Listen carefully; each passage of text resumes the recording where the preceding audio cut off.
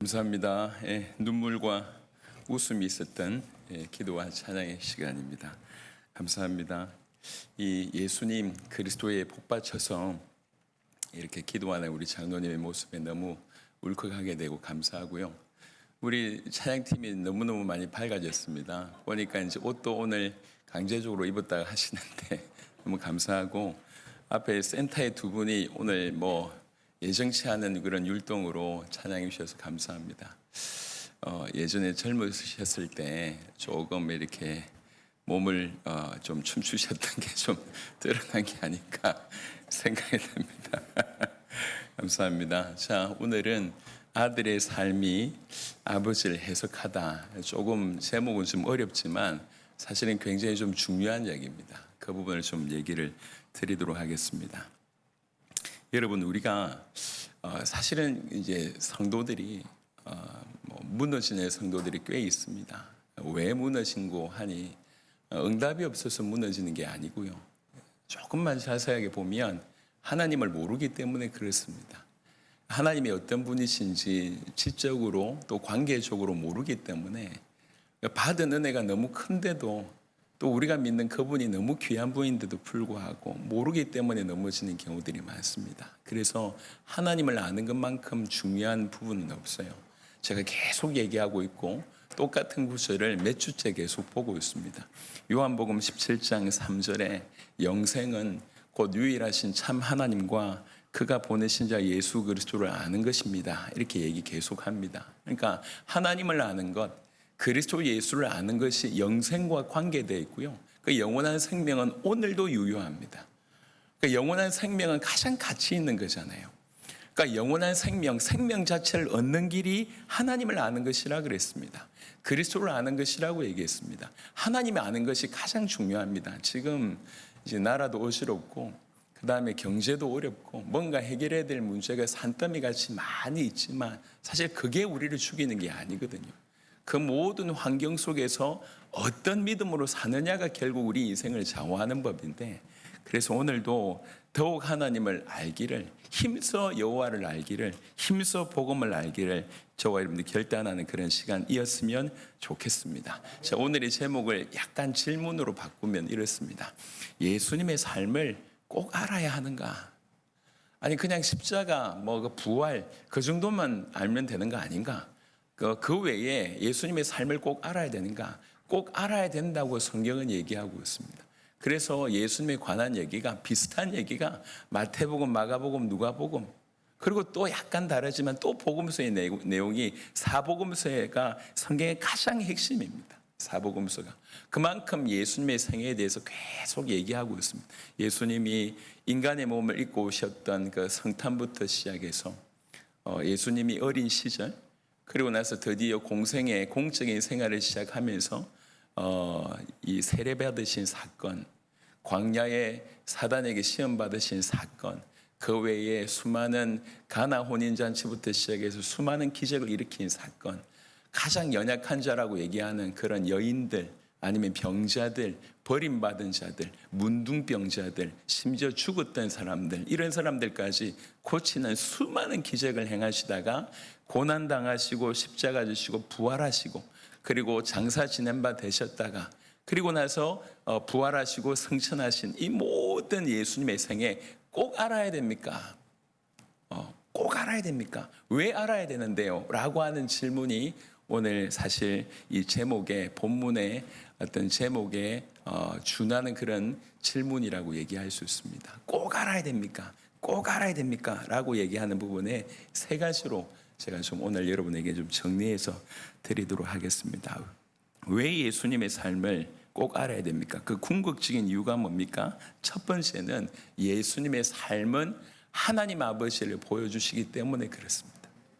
예수님이 인간의 몸을 입고 오신 그 예수님이 하나님을 보여줍니다. 성경 구절, 몇 구절 잠시 보겠습니다. 골로새 1장 15절에 자막에 놓을 겁니다. 골로새 1장 15절에 그는 보이지 아니하는 하나님의 형상이에요. 하나님은 보이지 아니하는데 그 보이지 않은 하나님을 드러내는 형상이다. 그게 예수님이라고 얘기하고 있습니다. 여기 형상이라고 하는 단어가 에이킴이라고 하는 단어인데요. 이거는 단순히 닮았다 이런 의미보다는 현현 아니면 표상 이런 뉘앙스입니다. 그러니까 보이지 않는 하나님을 가시화하는 그런 의미가 있다는 거죠. 그분 삶 자체가 하나님이 어떤 분이신지를 나타낸다. 이렇게 아예 정의되어 있습니다. 그는 보이지 아니하는 하나님의 형상이시오. 또 비슷한 구절이 히브리 1장 3절에 나오는데요. 히브리 1장 3절은 이런 구절입니다. 이는 하나님의 영광의 광채시요 그 본체의 형상이시라. 예수님을 설명하면서 이는 하나님의 영광의 광채요 그 본체의 형상이라고 얘기했습니다. 광채가 등장하고 형상이 등장하는데 이 광채라고 하는 단어는 발현이라고 해석할 수 있고요. 형상이라고 하는 단어는 본질의 도장 찍는 거, 인각이라고 얘기할 수 있습니다. 본질의 인각, 정확한 인쇄 이런 의미를 뜻합니다. 그래서 그리스도는 하나님의 영광의 광채고 본체의 형상이십니다. 그분 안에서 그 그리스도 안에서 하나님의 본질과 의지를 볼 수가 있습니다. 그러니까 예수님이 하나님을 나타낸다라고 하는 구절을 이렇게 약간 좀 어렵게 설명을 했습니다. 그 중에 오늘 본문이 요한복음 1장 18절입니다. 요한복음 1장 18절 한번 보시도록 하겠습니다. 자막에 나올 것이만 성경 한번 찾아보시기 바랍니다. 요한복음 1장 18절에 본래 하나님을 본 사람이 없으되 아버지 품속에 있는 독생하신 하나님이 나타내셨느니라 라고 되어 있습니다. 그러니까 하나님을 본 사람이 아무도 없다. 디모데전서 6장 16절에도 언급하고 있기를 오직 그에게만 죽지 아니함이 있고 가까이 가지 못할 빛에 거하시고 어떤 사람도 보지 못하였고 또 볼 수 없는 이시니 어떤 사람도 보지 못하였고 또 볼 수 없는 이시니 그에게 존귀와 영원한 권능을 돌릴지어다. 아멘. 하나님은 볼 수 없어요. 하나님은 영이시기 때문에. 제가 얘기했지 않습니까? 강원도에 이제 전도하러 갔다가 우리 동해 교회 앞에 큰 상가가 있었어요. 그 상가 1층에 큰 1층을 통으로 식당을 사용했는데요. 그게 좋기 한 몇백 평은 될 만큼 한 식당이 굉장히 컸어요. 근데 그 식당을 이 서빙하는 모든 직원들이 한 교회 사람들이에요. 공동체를 하고 있더라고요. 그래서 그게 교회라고 얘기해서 찾아갔더니 그 교주 비슷한 분이 앉아서 얘기를 하는데 뭔가 정상적이지 못했어요. 여튼 중간 과정은 페일은 하고 얘기하기를 자기가 하나님 봤대. 하나님이 자기에게 나타나셨대. 하나님이 어떻게 생기셨냐 물어보니까 특징을 얘기해 주더라고요. 하나님이 광대뼈가 나왔더래 이렇게 얘기하더라고요. 광대뼈가. 그러면서 제가 광대뼈가 좀 나왔잖아요. 목사님처럼 생겼다고 얘기하는데 제가 어이가 없어가지고 여러분 성경에 하나님은 영이시니 이게 정이에요. 하나님은 영이라는 얘기는 볼 수가 없다는 얘기예요. 하나님은 볼 수 없는 분입니다. 그래서 아무도 보지 못하였다. 이게 정상입니다. 요한복음 1장 18절에 그렇게 본래 하나님을 본 사람이 없는데 근데 하나님을 어떻게 알 수 있냔 말이에요. 그런데 그 하나님을 알 수 있는 방법으로 아버지 품속에 있는 독생하신 하나님이 나타내셨느니라 이렇게 얘기합니다. 아버지 품속에 있다는 얘기는 이 하나님 아버지와 예수 그리스도의 그 관계를 얘기합니다. 얼마나 친밀하고 얼마나 사랑의 관계고 상호 내주의 그런 어떤 그런 관계임을 얘기하고 있고요. 그리고 독생하신 하나님, 유일무이한 아들로서 참 하나님이신 부분을 표현합니다. 그리고 그가 독생하신 하나님이 나타내셨다는 말은 다른 말로 설명해 주셨다. 상세하게 얘기해 주셨다. 낱낱이 드러내 주셨다. 이렇게 안내하다 이런 뜻입니다. 그러니까 독생하신 이 하나님, 그러니까 그리스도이신 이 예수님이 아버지 하나님을 상세하게 얘기해 준다. 낱낱이 알려준다. 가르쳐준다. 설명해준다. 안내해준다. 이런 뜻입니다. 그래서 예수님과 그분의 인격과 예수님의 삶이 하나님을 계시해 주시기 때문에 그래서 예수님의 삶을 아는 것이 중요하다. 이렇게 말씀드릴 수가 있겠습니다. 여러분 아까도 말씀드렸습니다. 우리 인간이 무너지는 것은 하나님을 모르기 때문에 무너집니다. 여러분 어떤 사건 때문에 무너지는 것 같지 않습니까? 그렇지 않습니다. 사람 때문에 무너지는 것 같습니까? 그렇지 않습니다. 결국 나 때문에 무너지는 거거든요. 나라고 하는 개인이 하나님과 연결되어 있고 하나님을 안다고 얘기할 때 내가 무너지지 않게 되어 있습니다. 근데 내가 무너지는 이유는 하나님과 관계하지 않고 하나님을 똑바로 알지 못하기 때문에 그렇습니다. 그래서 신자의 삶도 응답이 없어서 해결되지 않아서 무너지는 게 아니에요. 하나님을 몰라서 무너지는 겁니다. 그래서 더욱 우리는 하나님을 이렇게 알아가야 되는데, 그러면 어떻게 하나님을 알 수 있어요? 라고 질문해 볼 때 성경은 뭐라고 얘기하냐면 예수님을 봐라. 예수님을 통해서 하나님을 알 수 있다. 예수님을 보는 만큼 아버지를 알 수 있다. 그러니까 아들의 삶이 아버지를 나타낸다. 아들의 삶이 아버지를 해석한다. 이렇게 말씀드릴 수가 있겠습니다. 알겠는데 모르겠어요 라고 물으시면 제가 조금 더 구체적으로 좀 설명을 좀 드려보도록 하겠습니다. 아들의 삶을 몇 가지로 한번 설명을 해보겠습니다. 먼저는 아들이 육신을 입으셨잖아요. 하나님이신데, 예수님이 하나님이신데 인간의 몸을 입으셨어요. 굉장히 신비한 일입니다. 이거 지난주에 제가 설명을 드렸습니다.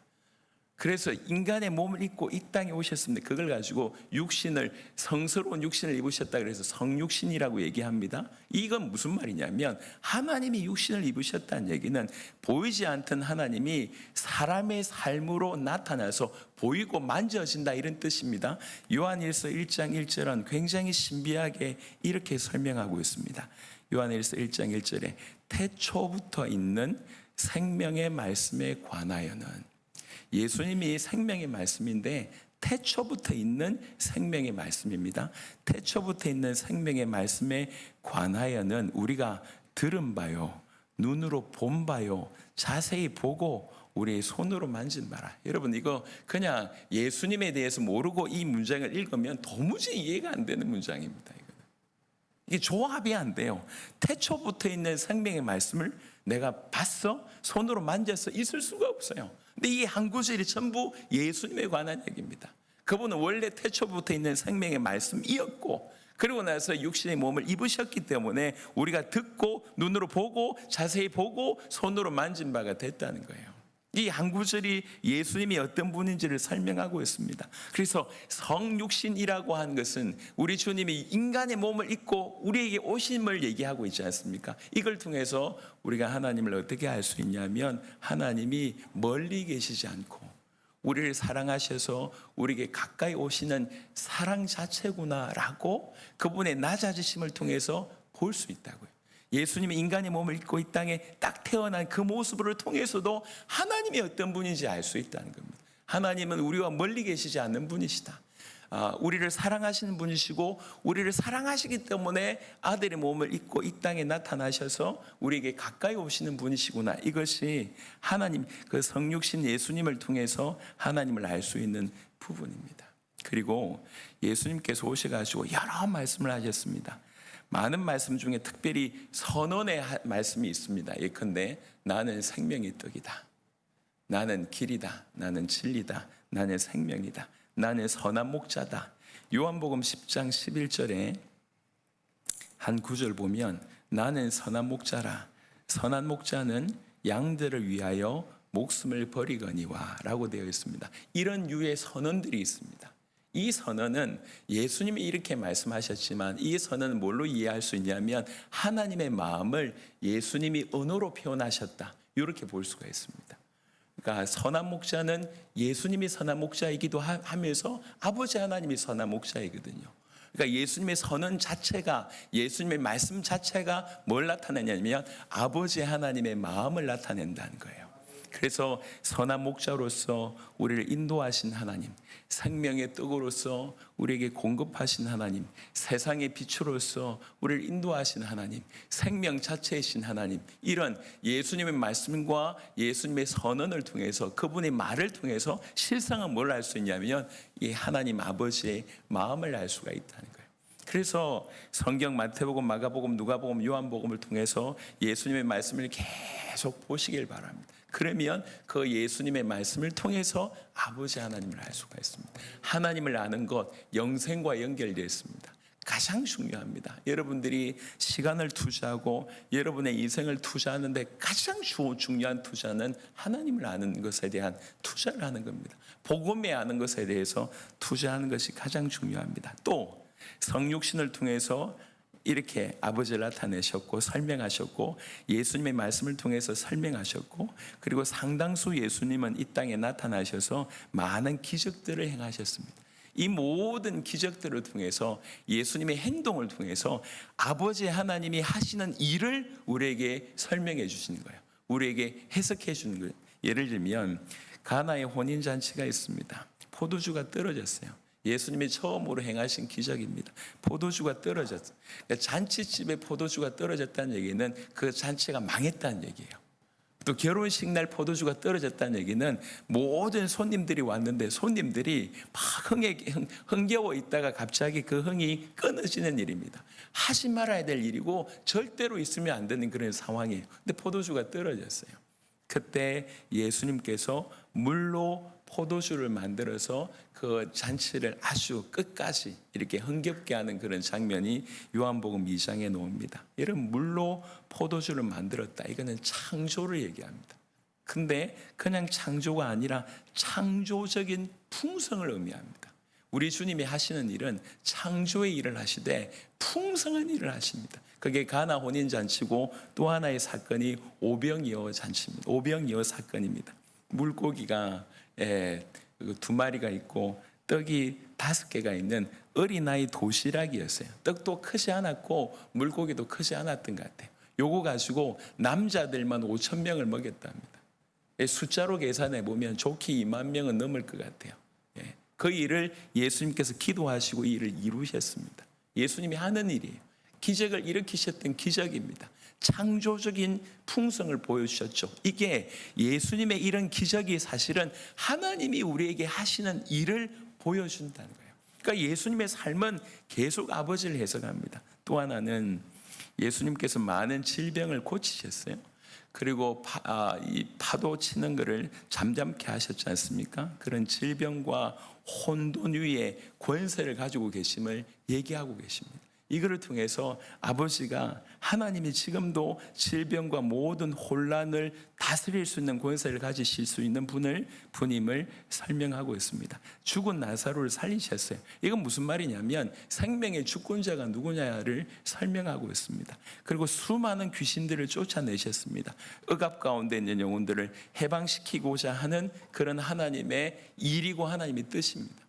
그러니까 지금 제가 여러분에게 하고 드리고 있는 말씀이 딴 것이 아니라 우리가 예수님을 통해서 아버지를 알 수가 있다는 거예요. 예수님을 통해서 아버지를 알 수가 있다. 이 말이 무슨 말인데요? 그런 부분에 예를 들고 있는 겁니다. 그분의 낮아지심 자체가 아버지를 뜻하고 그분의 말씀을 통해서 아버지를 알 수 있고 그분의 행위를 통해서 아버지를 알 수 있다는 겁니다. 또 하나는 예수님께서 많은 죄인들과 약자들과 이방인들과 여인들과의 그런 만남이 사복음서에 등장합니다. 그 만남을 통해서 그 시선과 그분의 눈빛과 그분의 접촉 이런 것들을 통해서 하나님을 보여주십니다. 예를 들면 예수님이 사마리아 여인을 만나죠. 사마리아 여인은 그때 당시에 가장 어려운 여인 중에 한 명이었습니다. 지금도 사실은 우리나라가 좀 많이 개방되어 있습니다. 그럼에도 불구하고 이혼을 이렇게 한 부분들에 대해서 그것도 2번, 3번 한 부분들에 대해서 열려있지만 아직은 보수적인 성향이 있습니다. 그런데 우리나라보다 훨씬 보수적인 성향이 이스라엘이 가지고 있어요. 그런데 그때 당시 남편이 5명이 있었대요. 보통 여인이 아닙니다. 그리고 지금 6번째하고 살고 있대요. 보통 여인이 아니에요. 전부 손가락질 받을 수밖에 없는 그런 상황입니다. 이 여인을 만나서 예수님이 대화합니다. 그런데 그 여인의 그 감추어졌던 어두웠던 것을 예수님이 드러내십니다. 굳이 얘기하자면 거의 폭로 수준으로 드러내세요. 그리고 나서 중요한 건 뭐냐면 드러내시되 내치진 않았습니다. 드러내시면서 결국은 치유하셨습니다. 폭로와 치유가 같이 일어나셨어요. 그게 사마리아 여인을 대하실 때의 예수님의 모습입니다. 여러분, 우리가 종기 같은 거 날 때 곪지 않습니까? 빨리 터뜨려야 돼요. 그리고 나서 치유하는 거죠. 우리 주님의 방법이 이런 방법이었습니다. 그래서 어떤 분들이 그렇게 얘기합니다. 여러분, 진리가 없는 수용은 그냥 방임이거든요. 그리고 사랑이 없는 진리는 그냥 정죄입니다. 2가지가 같이 가야 돼요. 그래서 예수님이 사람들을 대할 때 한편으로는 드러내시고 한편으로는 치유하셨습니다. 이게 아버지의 모습이라고 하는 거죠. 그리고 저 많은 사람들한테 비난받던 세리장이었던 삭개오를 우리 주님이 찾아가시잖아요. 그리고 나서 그 누구도 삭개오 이름을 부르지 않을 때 예수님이 삭개오 이름을 부르잖아요. 이름을 부르시면서 환대하시잖아요. 이게 예수님의 모습이었습니다. 이런 모습이 아버지의 모습을 뜻합니다. 아버지께서 이렇게 거룩하시면서 동시에 긍휼을 가지고 계시다, 이런 부분을 보여주십니다. 예수님이 간음하다가 들킨 여자를 사람들이 데리고 왔어요. 유대인의 법으로는요, 돌로 쳐 죽여야 돼요. 굉장히 좀 심각하죠. 간음하던 현장에서 잡혀온 여인은 원래 돌로 쳐 죽여야 돼요. 근데 예수님께서 뭐라고 얘기합니까? 죄 없는 자부터 또 돌로 쳐라. 뜬금없는 그 얘기를 하세요. 양심에 찔렸던 사람들이, 돌을 들고 있던 사람들이 다 내려놓고 다 물러갑니다. 나중에 이제 간음한 여인과 예수님과 둘만 서 있습니다. 그러니까 간음했다는 사실을 예수님도 알고 있잖아요. 둘 서 있을 때 예수님이 한마디를 합니다. 다시는 죄를 범치 말라라고 얘기합니다. 그냥 덮어놓고 용서해 주는 게 아니에요. 드러내놓고 치유하십니다. 거룩과 긍휼이 같이 갔습니다. 이게 예수님이 사람들을 만나고 사람들을 접촉할 때 일어났던 모습입니다. 이게 이런 모습이 뭘 뜻하고 있냐면 하나님이 어떤 분이신지를, 하나님이 어떻게 관계를 맺고 계신지, 우리와 어떤 관계로 그렇게 맺고 계신지를 뜻한다는 거죠. 지금도 마찬가지입니다. 여러분, 하나님께 나아갈 때 우리 주님은 우리 양심이 찔리게 하십니다. 우리가 올바르지 않는 죄의 편에 섰을 때 드러내게 하십니다. 그리고 치유받기를 원하십니다. 하나님은 우리 모든 사람들과 관계 맺을 때도 이렇게 거룩의 모습과 긍휼이 같이 갑니다. 그게 예수님의 모습을 통해서 우리가 하나님을 알 수가 있는 겁니다. 또 무엇보다도 예수님의 그 십자가를 통해서 하나님을 드러냅니다. 여러분, 십자가는 참 신비롭다고 볼 수가 있는데 적어도 세 가지가 같이 있습니다. 하나는 뭐냐면 심판의 의미가 그 안에 들어있어요. 예수님이 우리 백성들의, 우리 사람들의 죄를 뒤집어 쓰셨잖아요. 그러니까 십자가상에서 예수님은 죄인입니다. 죄 자체로 우리 주님이 여기신 겁니다. 그러니까 예수님인데도 불구하고 죄에 있으면 심판받으셔야 돼요. 그 심판을 의미하는 것이 예수님의 십자가입니다. 여러분, 그래서 정말 죄송하지만 영원한 심판 존재합니다. 영원한 심판 반드시 있습니다. 그래서 이거를 여러분 외면하시면 안 돼요. 우리가 이 땅에서 제대로 예수님을 믿어서 그 영원한 심판을 벗어나는 길 말고는 반드시 영원한 심판이 있습니다. 십자가상에서 심판이 보이고요. 또 하나는 뭐가 보이냐면 사랑이 보입니다. 자비가 보인다는 거죠. 우리 모든 사람들의 죄를 그에게 뒤집어 쓰신 이유는, 이렇게 넘겨주신 이유는 우리를 사랑하기 때문이거든요. 그리고 또 하나가 뭐가 보이냐면 비로소 그 십자가로 말미암아 죄인과 하나님이 만나게 되는 화해가 바로 십자가상에서 있습니다. 그래서 이 십자가를 통해서 우리가 알 수 있는 하나님은 어떤 하나님이냐면 심판의 하나님, 자비의 하나님, 사랑의 하나님, 그리고 화해의 하나님을 볼 수가 있습니다. 그러니까 예수님의 모든 모습을 통해서 우리는 하나님을 알 수가 있습니다. 그래서 우리는 예수님을 더 알아가야 되고 예수님의 삶에 사실은 집중해야 됩니다. 그리고 그분은 부활하시고 성령으로 지금도 일하고 계십니다. 부활 주님은 성령을 통해서 지금도 교회 안에서 아버지를 계속 드러내십니다. 여러분, 우리 주님은 지금도 하늘 보좌 우편에서 우리를 위해서 계속 간구하시는 분이십니다. 우리를 위해서 계속 기도해 주시고요, 우리에게 계속 말씀하시는 하나님이십니다. 지금도 우리를 통치하시는 하나님이십니다. 현재적으로 우리를 돌보고 계신 주님이십니다. 이런 예수님의 모든 모습을 통해서 우리가 누구를 알 수 있냐면 아버지를 알 수가 있습니다. 여러분, 저는 모태로부터 신앙생활을 해왔습니다. 지금 대충 여러분들이 아시겠지만 50대 중반에 이 삶을 살고 있습니다. 50몇 년을 신앙생활을 하면서도 항상 목마른 게 뭐냐면 아버지를 잘 모르겠다, 하나님을 잘 모르겠다, 예수님을 잘 모르겠다, 이런 목마름이 있습니다. 이건 제가 무시하다 이런 차원이 아니에요. 하나님이 너무 크신 분이잖아요. 그분이 너무 크신 분이기 때문에 우리가 1000년을 살아도 하나님 다 알 수 있냐? 모릅니다. 10,000년이면 1억 년이면 다 모릅니다. 그러니까 하나님을 좀 알고자 하니까 더 답답한 거예요. 이전보다 하나님을 더 많이 알았지만 분명히 몇십 년 전보다 더 하나님을 알았지만 하나님께 가까이 가면 갈수록 이분이 너무 커 보여요. 그래서 상대적으로 더 모르겠다라고 하는 박탈감이 생깁니다. 그러니까 어떤 결론이 나와지게 되냐면 더 알고 싶다, 이런 결론이 나오는 거예요. 저는 우리 모두가 이랬으면 좋겠습니다.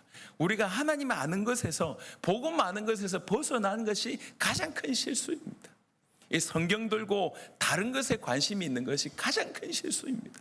초점을 우리는 분명하게 계속 하나님을 알아가는, 복음을 알아가는 그런 쪽으로 우리의 초점을 맞추신다 그러면 하나님이 은혜 위에 은혜를 계속 베풀어 주실 줄로 믿습니다. 여러분, 우리는 하나님을 알아야 됩니다.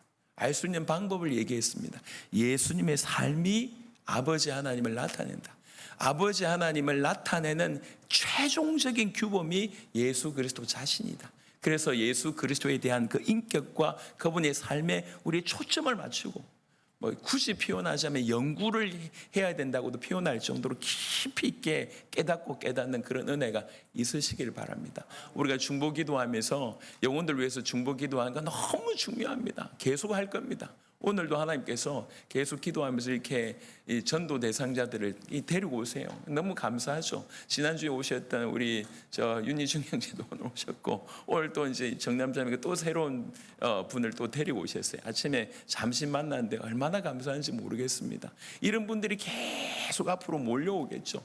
계속 이런 분들을 전도할 수 있는 그런 일들이 우리 안에 일어날 겁니다. 중요한 건 뭐냐면 정말로 우리가 복음을 계속 알면 알수록 우리가 살아나게 되고, 우리가 살아나게 되면 주변을 돌아보게 되는 겁니다. 우리가 예수님을 계속 알게 되면 그 예수님의 모습 따라 우리가 살 수밖에 없다는 것이죠.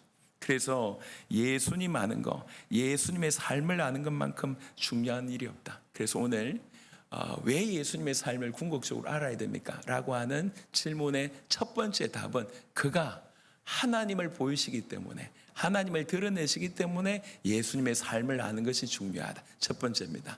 두 번째는 첫 번째만큼 중요한 게 있어요. 아니, 첫 번째만큼 중요한 게 있냐? 예, 있습니다. 아버지를 나타낸 것만큼 중요한 게 있냐? 예, 있습니다. 그게 뭐냐? 예수님의 삶은 우리의 구원과 연결되어 있습니다. 우리의 구원의 본질이 예수님의 삶입니다. 여러분, 한번 생각을 해보십시다. 구원이라고 하는 것은 그냥 내 죄 용서만 받았고 천국행 티켓을 받는다, 이 얘기가 아닙니다. 구원의 의미를 조금 아시는 분은 구원이 어떻게 시작되는 줄 압니다. 구원은요, 그리스도와 내가 연합할 때 일어나는 거예요.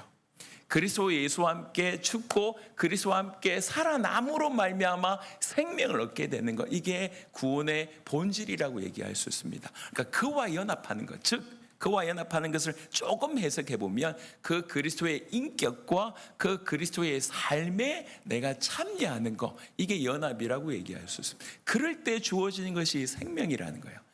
그래서 구원은 단순히 죄사함이라고 한 이 한 항목에만 해당되는 게 아니에요. 예를 들면 우리에게 주신 생명은, 이 영원한 생명, 그리스도와 연합해서 얻게 된 이 영원한 생명 안에는 하나님과 화목함이 있고요, 의롭다 하심이 있고요, 성화가 있고요, 양자됨이 있고요, 영광을 받는 이 모든 총체적인 것을 다 아우르는 것이 생명입니다.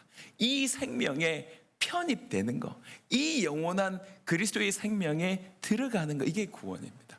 그런데 이 구원은, 다른 말로 구원을 통해서 얻는 이 새 생명은 예수님의 살아내신 삶에서 흘러나오는 거예요. 이게 그분의 삶에서 흘러나옵니다. 그냥 뜬금없이 흘러나오는 것이 아니라 그분이 어떻게 사셨는가, 그것이 우리에게 흘러나와서 우리를 구원받게 한다는 거죠. 그분이 사신 대로 우리가 살게 되는 참여를 하게 된다는 것입니다. 누차 얘기 드리지만 또 새 가지고 오셨으니까 또 말씀드립니다. 구약의 죄를 해결하는 방법이 동물 짐승의 제사였어요. 나의 죄에 상응하는, 내가 죄를 범했어, 여러 가지 심각한 죄, 그 죄를 범하면 그 죄를 해결하기 위해서는 제사장 앞으로 가야 돼요. 제사장 앞으로 갈 때 뭘 데리고 가냐면 짐승을 데리고 가야 돼. 양과 염소와 이런 거 데리고 가야 됩니다. 데리고 가서 나의 죄를 이 양과 염소의 머리에 이렇게 안수합니다. 넘긴다고요. 내가 이러이러한 죄를 범했으니 네가 대신 받으라, 넘긴다고요, 짐승한테. 그러고 나서 이 사람이, 이 죄인이 그 짐승의 목을 땁니다. 그리고 가죽을 벗깁니다. 그런 일을 합니다. 그러면 이제 제사장이 받아서 이 피를 제단에 뿌리면 이 사람의 죄가 해결되는 거예요. 그런데 이 짐승의 유일한 조건이 하나 있어요. 그 유일한 조건이 뭐냐면 흠이 없어야 돼요. 흠이 없는 것이 유일한 조건입니다. 그래서 제사장이 피를 뿌릴 때 이 사람의 죄가 어떻게 없어지냐면 이 사람의 죄가 이 짐승에게 넘어가고 이 짐승의 흠 없음이 나에게로 오는 거예요. 이렇게 바뀌는 거예요. 이걸 전가라고 얘기합니다. 치환되는 일이 벌어집니다. 내 죄를 짐승에게 넘겨줘서 짐승이 나 대신해서 죽고 이 짐승의 흠 없음이 나에게 오는 거예요. 이게 뭘 뜻하냐? 이게 예수님을 뜻합니다. 예수님이 흠 없는 삶을 사셨기 때문에 이 땅에서 흠 없는 삶을 사셨고 십자가상에서 완벽하게 순종하셨기 때문에 그가 나의 죄를 대신 지고 죽으셨을 때 나의 죄는 해결이 되고 그의 완벽한 그 삶이 내 것이 되는 거예요. 이런 치안이 일어나는 거예요. 그래서 예수님의 삶은 가장 중요한 것 중에 하나가 뭐냐면 내 구원과 직결되어 있어요. 그분의 온전한 삶이 나의 구원의 근거가 되는 거예요. 그분의 온전한 삶이 내 구원의 본질이 되는 거예요. 그래서 예수님의 삶을 아는 것이 중요합니다. 그냥 십자가와 부활만 아는 것이 중요한 게 아니에요. 여러분, 그분의 삶은 의의 삶이었습니다. 그분의 삶은 사랑의 삶이었습니다. 그 의와 사랑의 결정체가 십자가와 부활로 완성되는 거예요. 십자가와 부활만 중요한 게 아니라 그의 모든 삶의 결정이 가장 정점이 십자가와 부활이었습니다. 십자가와 부활로만이 아니라 그의 모든 삶이 십자가와 부활로 완성되었던 그의 의와 그의 사랑의 모든 삶이 우리 구원의 근거가 되는 거예요. 그래서 그의 삶을 아는 것이 그토록 중요합니다. 우리 구원과 연결되어 있기 때문에 그래서 중요한 겁니다. 그래서 로마서 5장 19절에는 이런 구절이 있습니다. 로마서 5장 19절. 그런즉 한 범죄로 많은 사람이 정죄에 이른 것 같이 한 의로운 행위로 말미암아 많은 사람이 의롭다 하심을 받아 생명에 이르렀느니라. 아멘. 여기에 약간 오해할 수 있는 부분이 저 후반에 한 의로운 행위로 이렇게 되어 있습니다. 이거는 행위가 하나다 이런 의미로 되어 있는데 사실은 여러 번역으로 보면 행위가 하나가 아니라 한 사람의 의로운 행위 이렇게 되어 있습니다. 그러니까 예수님의 삶 전체가 그 한 사람의 의로운 행위 이렇게 이해하셔야 돼요. 그 십자가의 한 행위 이렇게도 뭐 이해할 수 있지만 사실 여러 번역으로 좀 보면 한 사람의 순종으로 말미암아 이렇게 되어 있습니다. 한 사람의 순종으로 말미암아. 그래서 한 범죄, 그러니까 한 사람의 범죄, 아담의 범죄로 말미암아 많은 사람이 정죄에 이른 것 같이 한 사람, 그 그리스도이신 예수님의 순종으로 의로운 행위로 말미암아 많은 사람이 의롭다 하심을 받아 생명에 이르렀습니다. 그래서 아담의 불순종과 그리스도의 순종이 이렇게 대비되면서 아담의 불순종으로 우리가 죄인 됐다고 하면 그리스도의 온전한 순종으로 우리가 의인될 수 있는 길이 열렸다고 얘기합니다. 예수님의 전적인 순종을 보통 두 가지로 설명하는데 수동적인 순종이 있고 능동적인 순종이 있어요. 수동적인 순종은 뭐냐면 예수님의 고난과 십자가를 수동적인 순종이라고 얘기하고요. 능동적인 순종은 뭐냐면 그 모든 생애에 철저하게 율법을 완성하신 삶, 그 순결한 삶, 그거를 능동적인 순종이라고 얘기합니다. 이 그리스도 예수의 전적인 순종이 나의 죄가 그분에게 넘어가고 그분의 의가 우리에게 넘어오게 되는 것입니다. 그래서 이 그리스도의 전적인 순종이 우리의 칭의, 우리가 의인이 된 것에 대한 바로 근거가 된다고 말씀드릴 수가 있겠습니다. 그래서 예수님이 하나라도 불순종했으면 우리는 이 의인이 될 수 있는 그게 사라집니다. 우리는 구원받을 수가 없게 됩니다. 그래서 예수님께서 마태복음 4장에 시험 당하셨을 때 세 가지 시험 당하셨을 때 철저하게 순종해 주셔서 이기신 게 너무 감사한 거죠. 왜 그러냐? 그런 겁니다. 마치 전쟁터에 군인들이 이제 전쟁으로 나가서 전쟁터에 이기고 지느냐에 따라서 우리 삶이 다 좌우된다고 얘기할 때 그걸 어떻게 어떤 눈으로 보겠냐 말이에요. 반드시 이겨야 될 거 아닙니까? 이제 우리나라에 이제 월드컵이 또 얼마 남지 않았습니다. 그래가지고 월드컵 막 구경하면 우리 뭐 11명 이 운동장에서 뛰고 있는 거 볼 때 그냥 이렇게 팔짱 끼고 너긋하게 보시는 분들은 별로 관심 없는 사람이에요. 예. 제가 지금도 기억납니다. 2002년 그 월드컵 할 때 저희가 이제 강도사 준비를 하고 있었거든요. 시험을 쳐야 돼요. 전도사 이제 졸업을 하고 강도사 돼야 되는데 그 시험하는 그 무렵에 월드컵 경기였어요. 야. 한 번은 어떤 누구하고 어떤 나라하고 이제 게임했던 건지 알지 못했는데 기억이 없는데 역전골을 넣었을 때 게임이 있었어요. 야, 우리 침대 박살났습니다. 그때 침대 우리 동료들 같이 있었거든요. 침대 다 올라가지고 이렇게 구르다 보니까 침대가 박살이 났어요. 그래도 좋았어. 그리고 허리 삐고요. 이렇게 같이 어깨동무하다가 허리 삐고 그래도 좋았어요. 왜 그러냐? 그게 우리에게 너무 유익이 되니까. 너무 자부심이 생기니까요.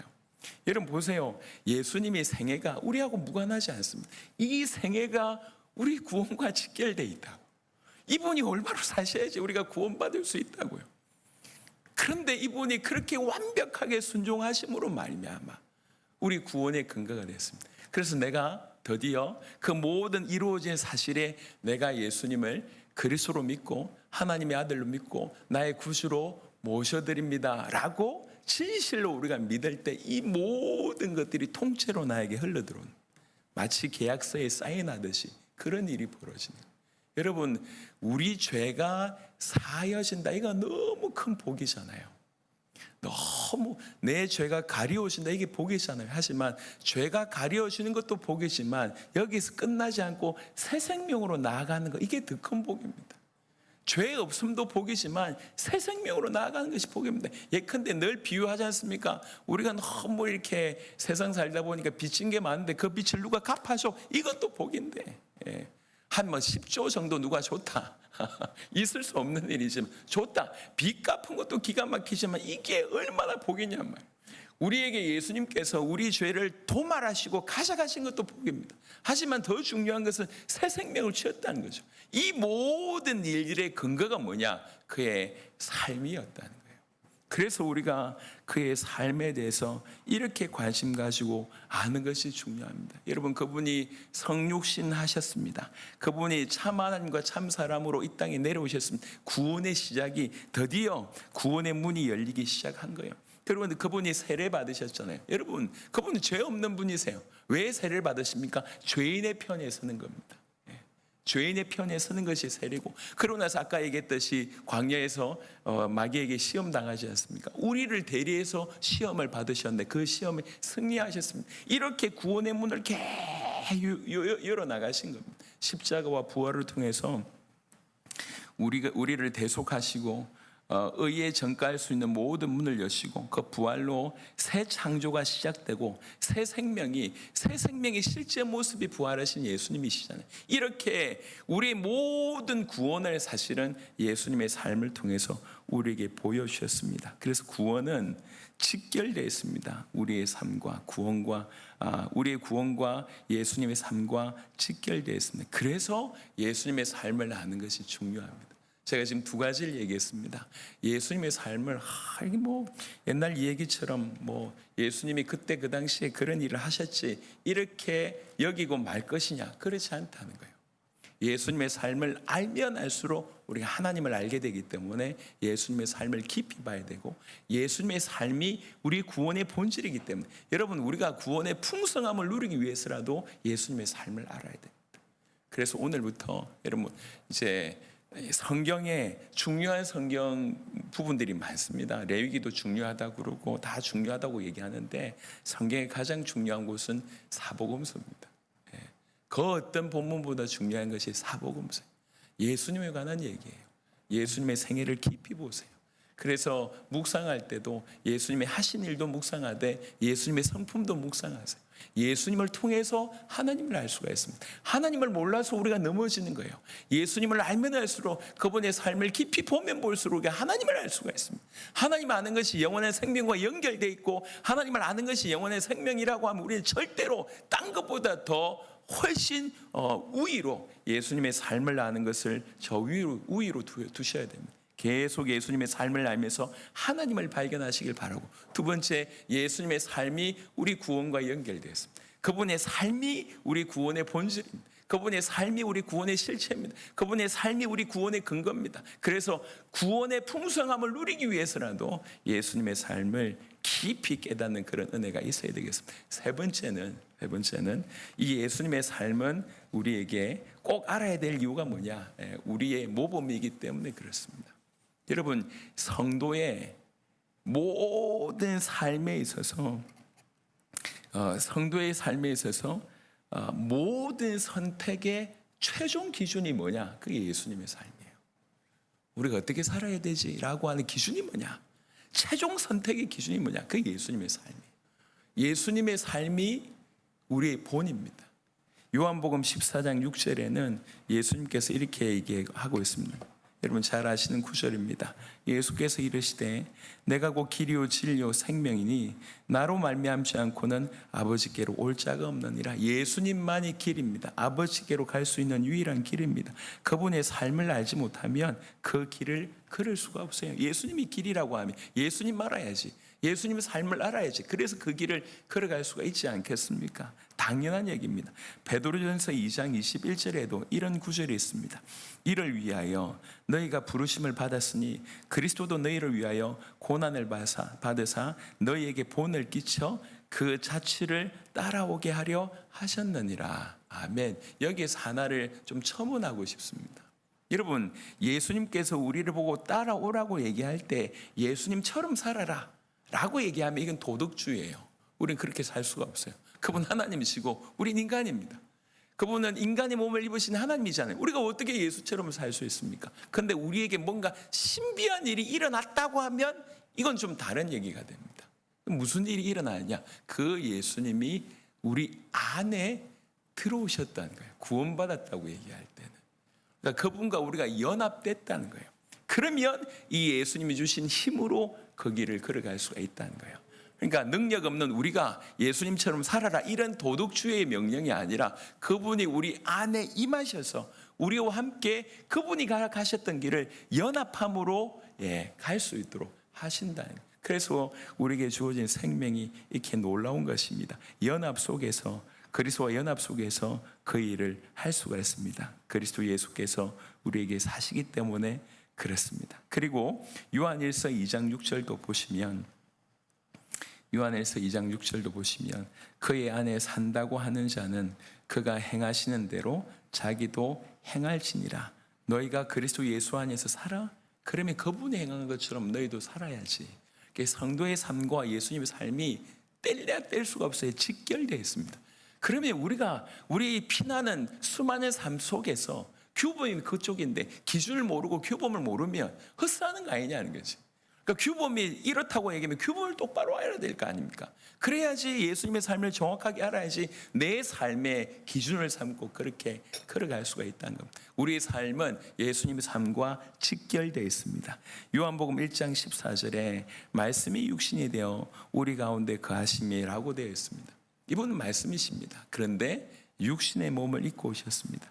이분은 말씀으로 오셨습니다. 동시에 살아있는 몸으로, 살아있는 삶으로 오셨습니다. 그러니까 그분의 삶이 우리에게 오셨다는 거예요. 그러니까 이분의 삶을 우리가 외면한다고 얘기할 때 너무나 중요한 걸 우리가 놓칠 수가 있다는 거예요. 그래서 예컨대 우리에게 그분의 삶은 예컨대 먼저는 겸손을 우리에게 설명합니다. 우리가 성도가 이 땅에서 살아갈 때 어떻게 살아가야 되냐? 아버지께서 낮추셔서 우리에게 찾아오신 것처럼 너희도 그렇게 해라. 그게 겸손입니다. 예수님과 함께 우리가 살아야 될 삶이 겸손의 삶이고, 예수님은 철저하게 아버지의 뜻에 순종하셨습니다. 이게 참 쉬운 일이 아닙니다. 근데 예수님과 함께 우리도 살아야 될 삶이 뭐냐? 딴 게 아니라 하나님께 순종하는 삶을 살아야 됩니다. 예수님께서는 이렇게 하루는 이렇게 길을 가는데 이제 사람이 죽은 그걸 관을 메고 이렇게 오는 거예요. 보니까 청년이야. 어떤 청년이냐 보니까 그 어머니가 과부예요. 과부의 독자가 죽은 거예요. 나인성에서 있었던 일입니다. 그래서 예수님께서 이전에 없던 그 지나가는 그 행렬을 멈추고 그 청년을 살린 사건이 누가복음에 나옵니다. 그 청년뿐만 아니라 그 과부를 불쌍히 여기셨기 때문에 그 일을 하신 것이죠. 여러분, 이게 우리 주님이 보여주신 긍휼입니다. 분명히 말씀드립니다. 우리에게 없는 거예요. 주님이 우리에게 오셨기 때문에 우리 안에 그 마음을 흘려보내셔서 없던 마음들을 하나님이 생기게 하신 겁니다. 겸손도 그렇고 이런 순종도 그렇고 긍휼도 그렇습니다. 성향별로는 MBTI 중에 이 감성적인 분들이 더 할 수 있지만 그럼 감성적이 아닌 분은 어떻게 살란 말이에요.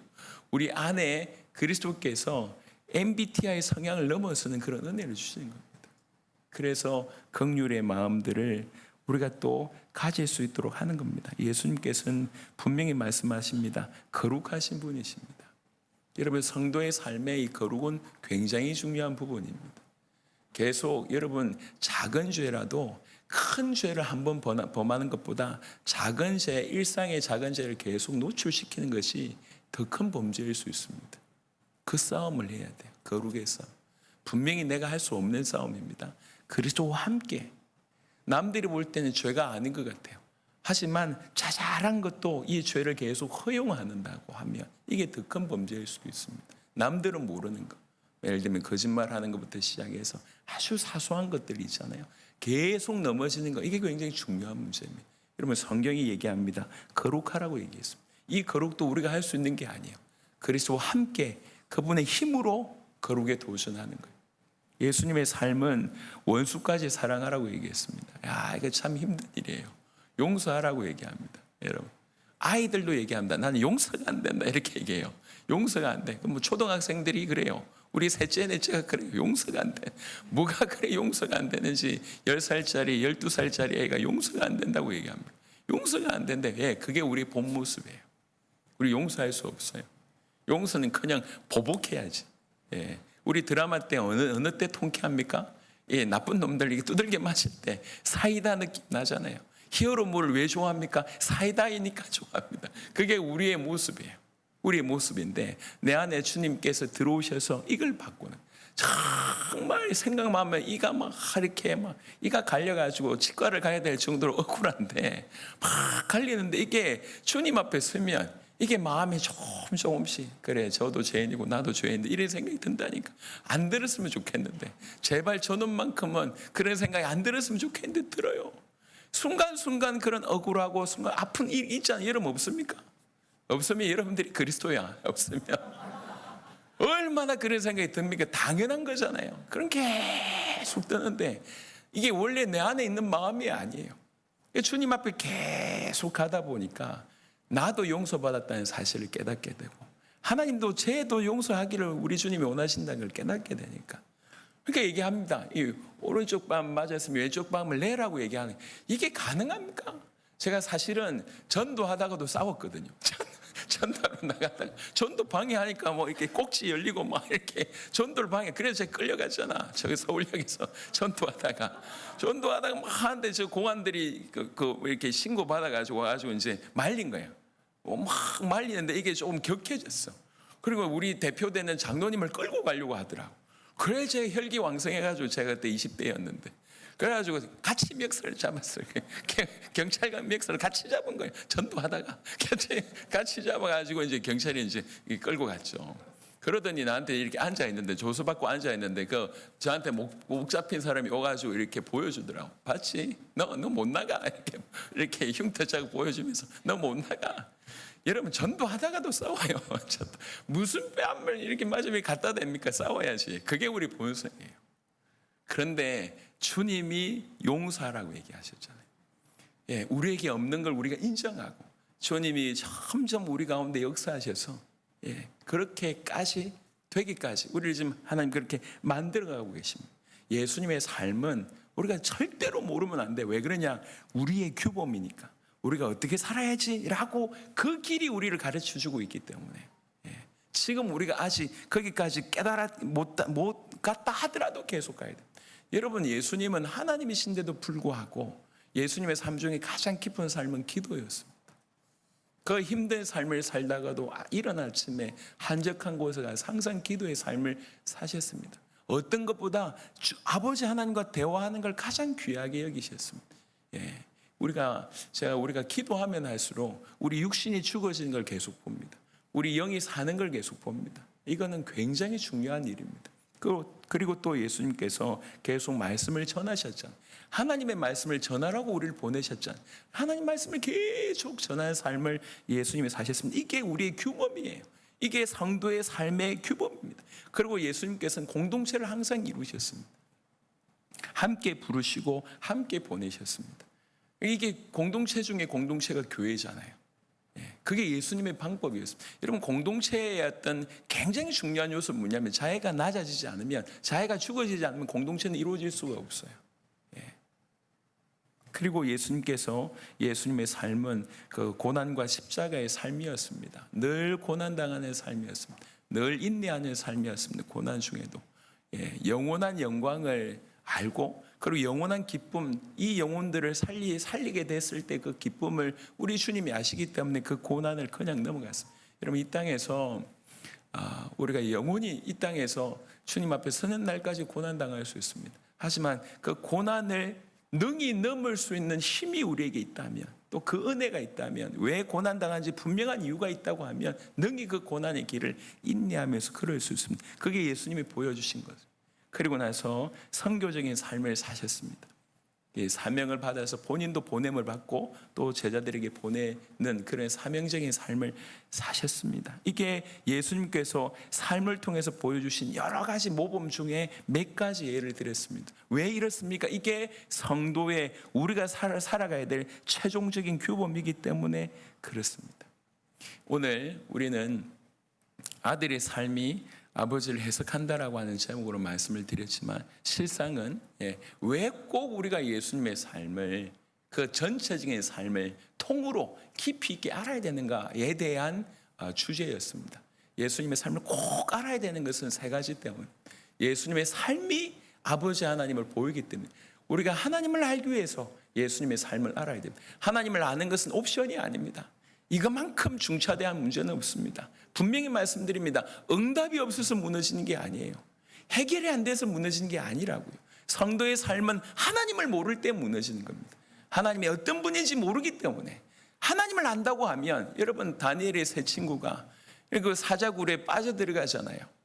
그 왕이 화가 나가서 우상숭배 안 한다고 하니까 세 친구를 협박을 하잖아요. 지금이라도 이 우상숭배에 무릎 꿇으면 내가 용서해 줄게. 그러니까 이 사람들이 뭐라고 얘기합니까?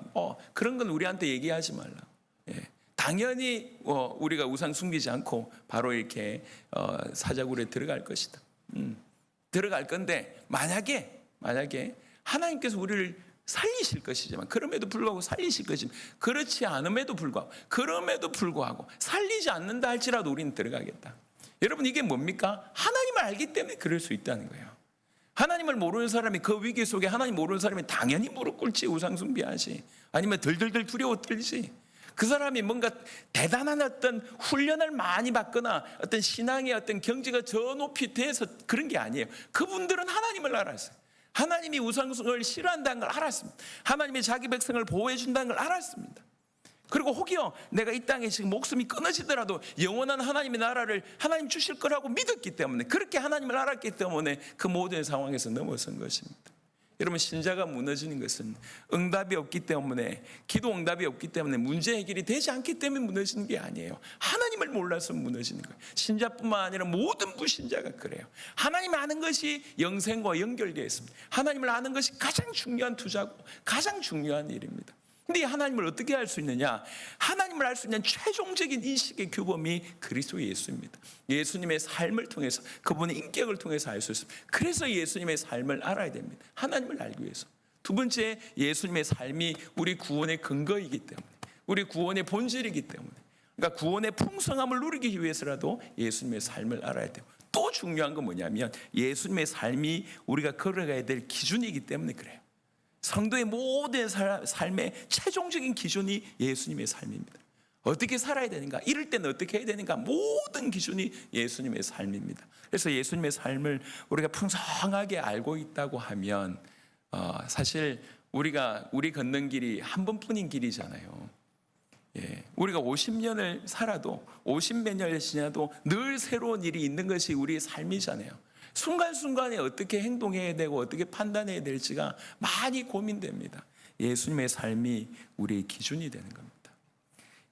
그래서 예수님의 삶 전체는 하나님이 자기를 최종적으로 드러내신 사건이며 이걸 계시라고 얘기합니다. 하나님이 우리를 실제로 구원하신 과정이고, 그리고 제자가 따라가야 할 길이다. 이 셋은 절대로 분리되지 않는다. 이렇게 말합니다. 예수님의 삶을 깊이 아는 것은 하나님을 바르게 아는 길이며 그 삶의 전적 순종이 우리의 구원이고, 성령 안에서 그 삶이 우리 안에 재현될 때 교회는 참되게 살아난다. 이렇게 정의합니다. 이만큼 예수님의 삶이 중요합니다. 그래서 오늘부터 중요하거나 이렇게 끝이지 말고, 중요하니까 오늘부터 예수님의 삶을 알아가는 여정을 여러분 시작하시길 바랍니다. 그래서 계속 깊이 예수님이 어떻게 행동하셨는가, 어떻게 말하셨는가, 예수님의 마음은 어떤 것이고 예수님의 품성은 어떤 것인가 더 깊이 알아감으로 하나님을 더 깊이 깨닫고 구원을 더 풍성하게 누리며 삶의 규범으로서, 삶의 모범으로서 예수님을 깨닫는 귀한 은혜 있기를 그리스도 예수 이름으로 축원합니다. 아멘. 우리 같이 한번 기도하겠습니다.